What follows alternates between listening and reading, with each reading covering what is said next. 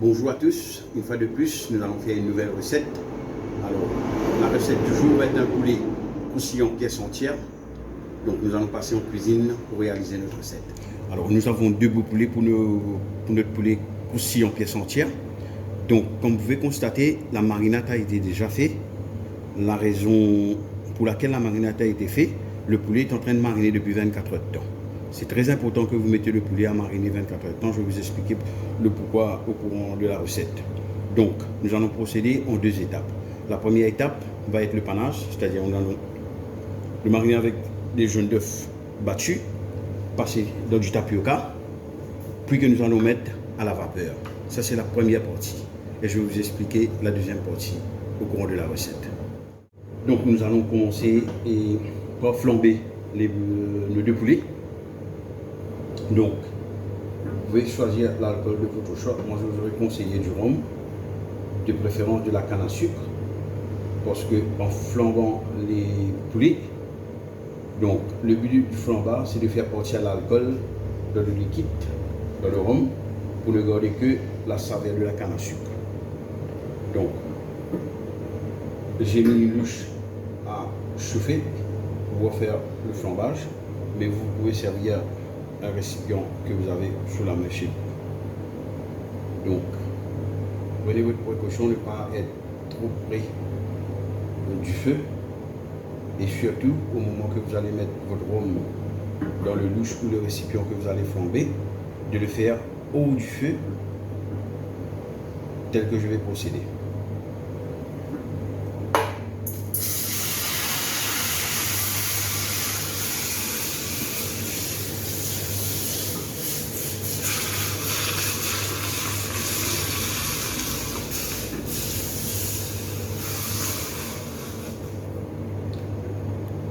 Procéder au panage du poulet, mais avant de passer au panage, je vais simplement l'huiler le récipient dans lequel je vais mettre les poulets à la vapeur.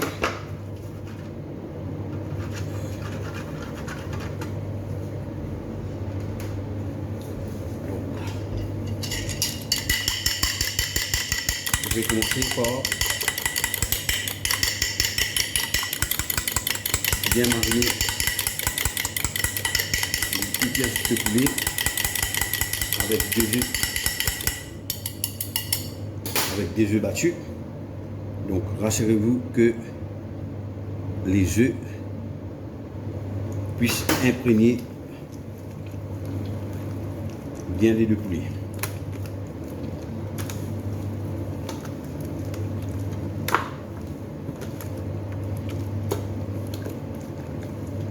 Une fois que vous êtes rassuré que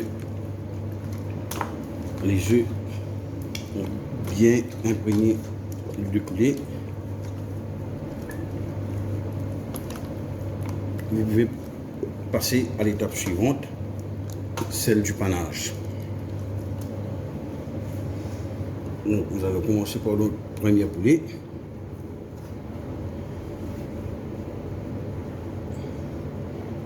Prenez bien votre temps de bien faire pénétrer le tapioca quand le panage est en train de se faire dans du tapioca.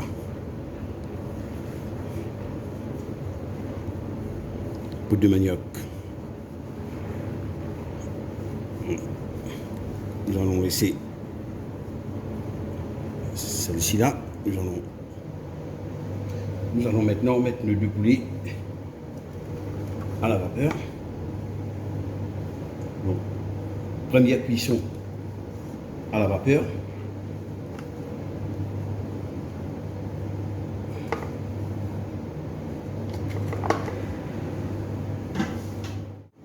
Donc, le est en train de bouillir. Je vais venir disposer le poulet. Donc, pour un poulet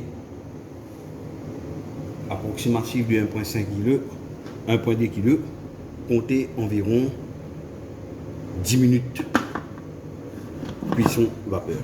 Voilà, nos 10 minutes écoulées. Au fait, on n'a pris plus que 10 minutes, 15 minutes au fait. Les 15 minutes écoulées, comme vous pouvez remarquer, l'aspect du poulet a changé. Donc là, nous allons retirer eau du feu d'abord et laisser reposer au moins 4 heures de temps. 4 heures de temps avant de pouvoir passer à l'étape suivante. À ce niveau-là, on ne veut pas les toucher pour la simple et unique raison, si on déplace le poulet dans le récipient dans lequel il est, toute la partie qu'on a fait le panage va se détacher. C'est encore trop chaud. Donc il va falloir laisser reposer au minimum 2 heures de temps, voire 4 heures de temps. Nos deux poulets sont suffisamment froids, donc, mais pas assez pour pouvoir passer à la friture.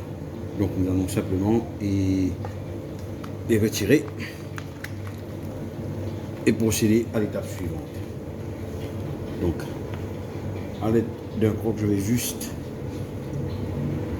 passer ça de ce côté, hein, comme ceci, et suspendre,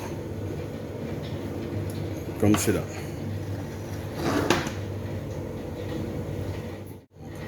Le temps que le poulet refroidisse complètement, je vais badigeonner d'huile pour permettre que la marinade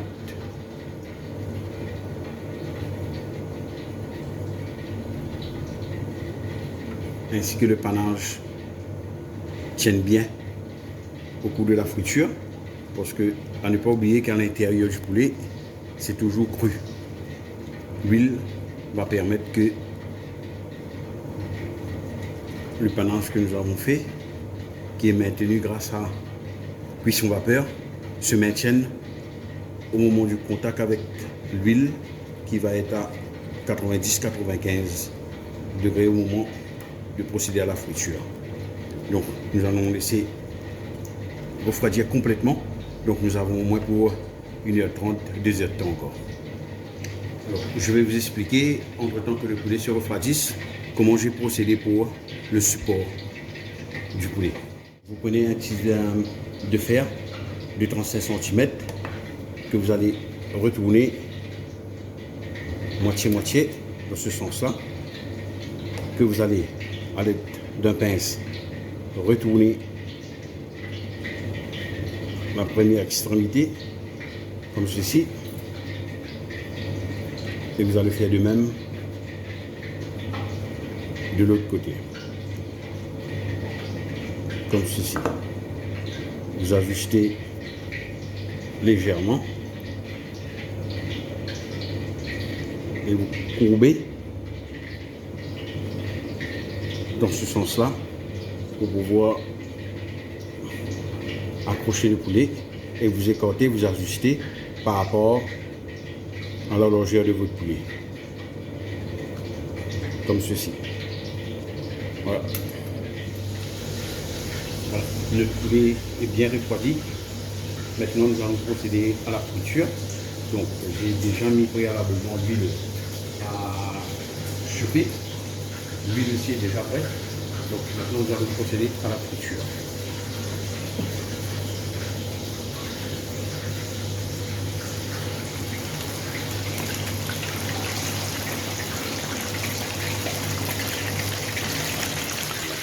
Plusieurs fois au courant de la cuisson, vous devez retirer le poulet de l'huile et l'asperger de la friture comme ceci.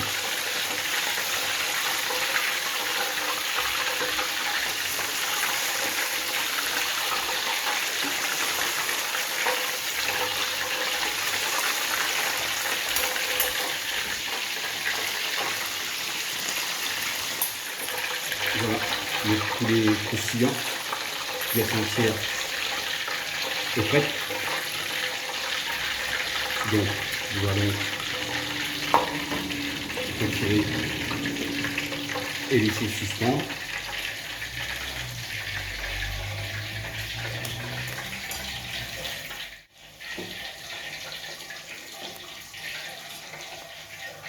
Nous allons laisser suspendre comme ceci. Nous allons attendre au minimum 1 heure de temps, le temps que le poulet soit suffisamment froid pour pouvoir découper. Si vous le faites à ce stage, le poulet va s'écraser. Donc le temps que le jus et l'huile commence à bien dégoûter. À ce moment-là, vous allez pouvoir trancher et bien sûr servir. Voilà. Je vous souhaite de réussir la recette et à la prochaine vidéo.